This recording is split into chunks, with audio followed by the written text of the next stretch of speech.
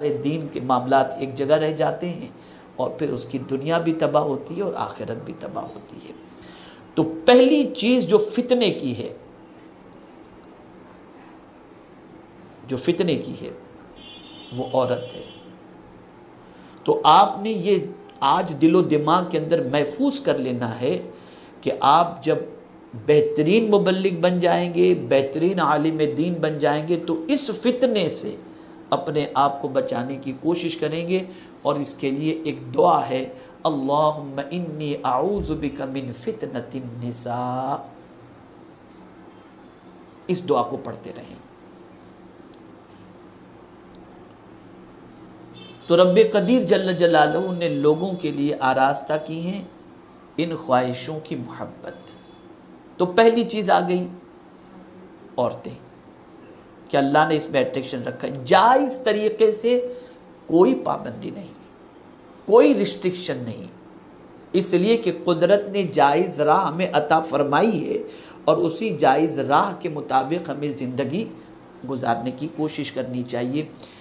اسی طریقے سے پروردگار جل جلالہ نے دوسری چیز کا ذکر فرمایا،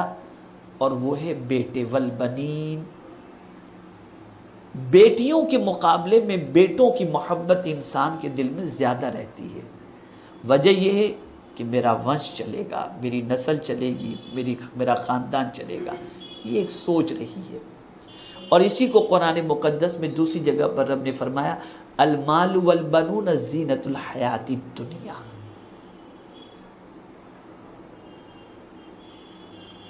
تو یہ اس میں قدرت نے ایک کشش رکھی ہے۔ آدمی بہت کچھ سوچتا ہے، بڑھاپے کا سہارا بنے گا، یہ ہوگا وہ ہوگا، تو بیٹوں کے سلسلے میں کشش یہ رکھی گئی ہے، اللہ کی طرف سے رکھی گئی ہے۔ تو اب یہاں کیا چیز سمجھنی ہے ہمیں، کہیں ایسا نہ ہو کہ ہم اپنے بیٹوں کی محبت کے اندر، لڑکوں کی محبت کے اندر لڑکیوں کی حق تلفی کر بیٹھیں، ان کو نظر انداز کر بیٹھیں، ان کے حقوق کو مار بیٹھیں اور ان کا خیال نہ فرمائیں۔ تو آقا کریم صلی اللہ علیہ وسلم کی ذات بابرکت کو پروردگار نے جو آئیڈیل اور نمونہ بنایا ہے،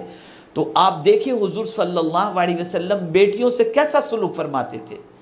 اور سرکار صلی اللہ علیہ وسلم نے بیٹیوں کے حوالے سے واضح طور پر کافی ارشادات فرمائے۔ میرے آقا صلی اللہ علیہ وسلم کی خود عادت کریمہ تھی کہ آقا کریم صلی اللہ تعالی علیہ وسلم سفر پہ جب روانہ ہوتے تو سب سے پہلے خاتون جنت کے گھر، سب سے آخر میں خاتون جنت کے گھر جاتے، اور سفر سے جب لوٹتے تھے تو سب سے پہلے خاتون جنت کے یہاں جاتے، اور ارشاد فرماتے کہ میں اپنی بیٹی سے جدائی کا وقت زیادہ نہ ہو، اس کے لیے آخر میں اس کے یہاں سے جاتا ہوں مل کر، اور واپسی میں پہلے اس کے گھر آ جاتا ہوں تاکہ جدائی کم سے کم ہو۔ خاتون جنت رضی اللہ تعالی عنہ جب تشریف لاتی تو سرکار صلی اللہ علیہ وسلم اٹھ جاتے اور خاتون جنت کا ہاتھ حضور چوما کرتے تھے۔ تو یہ درس ہمیں دیا گیا کہ کہیں بیٹے کی محبت ہم پر اتنی غالب نہ آ جائے کہ ہم بیٹیوں کی حق تلفی کریں۔ آج دنیا میں آپ دیکھتے چلے جائیں تو خاص طور پر اس معاملے کے اندر کہ بیٹیوں کی حقوق کے سلسلے میں، چاہے وہ وراثت کے معاملات ہوں، چاہے کچھ اور معاملات ہوں، انسان بیٹیوں کے سلسلے میں وہی زمانے جہالت، دور جاہلیت کی جو رسمیں ہیں اور جو طریقہ ہے اور جو نفرت ہے کہ بیٹی پیدا ہوئی تو چہرہ اتنا بڑا ہو گیا ایک دم افسردہ، اور جب بیٹا پیدا ہوا تو خوشی کے کہے شروع ہو گئے۔ تو یہ دور جاہلیت کی سوچ ہے، دور جاہلیت کی سوچ ہے۔ بیٹی کو حقیر نہیں سمجھنا چاہیے، اللہ بیٹا دے یا بیٹی دے یہ اس کا کرم ہے، لیکن بیٹے کی محبت اللہ نے انسان کے دل میں رکھی ہے، تو یہ محبت اتنی غالب نہ ہو جائے کہ ہم اس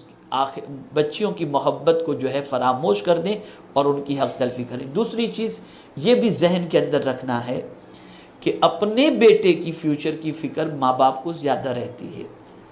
اور بیٹے کے مستقبل کی فکر کے اندر آدمی جائز ناجائز کچھ نہیں دیکھتا، میں بیٹے کے لیے مکان بنا لوں، میں بیٹے کے لیے دکان بنا لوں، میرے بیٹے کو کوئی تکلیف نہ ہو۔ بیٹی کے لیے تو یہ تصور رہتا ہے کہ اس کے لیے کیا مکان بنانا ہے، ایک نہ ایک دن تو چلی جائے گی، تو اس کے لیے یہ سوچ نہیں ہوتی، اس کو زیادہ پڑھا کر کیا کرنا ہے، کھانا پکانا سکھاؤ، یہ سکھاؤ وہ سکھاؤ۔ لیکن بیٹے کی محبت زیادہ ہونے کی وجہ سے انسان ناجائز راستے کی طرف بھی چل پڑتا ہے، حرام راستے کی طرف بھی چل پڑتا ہے، جو انسان کے لیے خطرناک ہے۔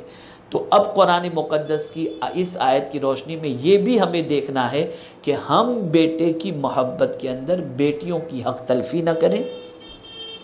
ہم بیٹے کی محبت کے اندر حرام اور حلال کی فکر چھوڑ نہ دیں، بلکہ ہمیشہ یہ خیال رکھیں کہ اپنے بیٹے کے حلق کے نیچے یا اس کے مستقبل کی تابناکی کے لیے ہم حلال ہی کا انتظام کریں، تاکہ بیٹے کی زندگی بھی آسانی کے ساتھ گزر سکے۔ تو پروردگار نے بیٹے کی محبت تو دل میں آراستہ فرما دی ہے، لیکن یہ ہمارے لیے امتحان بھی پروردگار نے رکھا ہے۔ وَالْقَنَاطِيرِ الْمُقَنطَرَةِ مِنَ الذَّهَبِ وَالْفِضَّةِ، اور تلے اوپر سونے اور چاندی کے ڈھیر، ایک دم تلے اوپر ڈھیر کا ڈھیر سونے اور چاندی کا جو اوپر تک ایک دم آ جائے، تو اس کی محبت بھی اللہ نے آراستہ فرما دی ہے۔ یہ اس میں جو ہے خواتین کے حوالے سے بھی اس کو ہم لے سکتے ہیں، اور مراد ان کو بھی لے سکتے ہیں۔ مطلق للناس فرمایا گیا ہے، تو للناس کے اندر مرد و عورت دونوں آ جاتے ہیں۔ تو اس میں یہ محبت سب سے زیادہ خواتین کے دل میں ہوتی ہے